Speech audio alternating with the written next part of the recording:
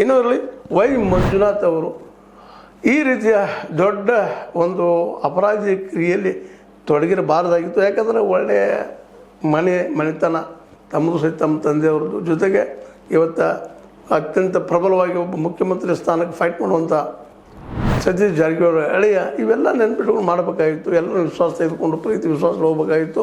ಆದರೆ ಇಷ್ಟೆಲ್ಲ ಇದ್ದರೂ ಸಹಿತ ಇದಾಗಿದೆ ಅಂದರೆ ಈ ದೊಡ್ಡ ಪ್ರಮಾಣದಲ್ಲಿ ಅವ್ರ ಮೇಲೆ ಇವತ್ತು ಏನಪ್ಪ ಅಂದರೆ ಆರೋಪಗಳ ಪಟ್ಟಿ ಜೋರದ ಅನ್ನುವಂಥದ್ದು ಸ್ಪಷ್ಟ ಆಗ್ತದೆ.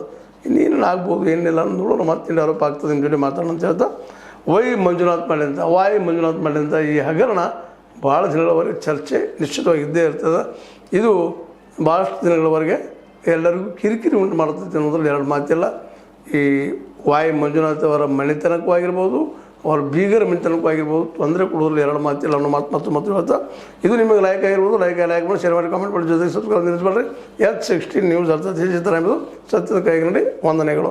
ಆತ್ಮೀಯ ಸಾರ್ವಜನಿಕರಲ್ಲಿ H16 ಅರ್ಥಾತ್ ಹೇಸಿತಾರಾಮದಿಂದ ಒಂದು ಮನವಿ. ಈ ಸಂಸ್ಥೆ ಭ್ರಷ್ಟಾಚಾರ, ಅನ್ಯಾಯ, ಅತ್ಯಾಚಾರಗಳಿಂದ ನೊಂದವರ ವೇದಿಕೆ. ಅನ್ಯಾಯಕೋರರ, ಭೂಗಳ್ಳರ, ನಶಾ ಸಾರಾಯಿ ಮಾಫಿಯಾಗಳ ವಿರುದ್ಧದ ಧ್ವನಿ. ರೈತರ, ಕೂಲಿಕಾರ, ಕಾರ್ಮಿಕರ, ಬಿದ್ದ ಸಮುದಾಯ ಜನರ ಧ್ವನಿ. ಬೆಂಬಲವಾಗಿ ನಿಂತು ತನುಮನ ಧನದ ಸಹಾಯಕ್ಕೆ ಸಾರ್ವಜನಿಕರಲ್ಲಿ ಕೋರಿಕೆ. ದಾನದ ಸಹಾಯ ನೀಡಿ ಸ್ವಾತಂತ್ರ್ಯ ಪತ್ರಿಕೋದ್ಯಮ ಉಳಿಸಿ ಬೆಳೆಸಿ. ವಂದನೆಗಳು.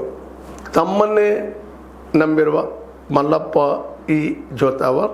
ಈ ಕೆಳಗಿನ QR ಸ್ಕ್ಯಾನ್ ಮಾಡಿ ಅಥವಾ ಈ ನಂಬರ್ ಅಂದರೆ 7411402405ಗೆ ಇಲ್ಲ 9686864852ಗೆ ನೀವು ಫೋನ್ಪೇ ಮಾಡಿ, ಪೇಟಿಎಮ್ ಮಾಡಿ ಅಥವಾ ಇನ್ನಾವುದೇ ಮಾಧ್ಯಮದಿಂದ ಗೂಗಲ್ ಮೂಲಕ ಸಹಾಯ ಮಾಡಿ ಈ ಪ್ರಾಮಾಣಿಕ ಪತ್ರಿಕೋದ್ಯಮವನ್ನು ಉಳಿಸಿ ಅಂತ ಮತ್ತೊಮ್ಮೆ ಮನವಿ.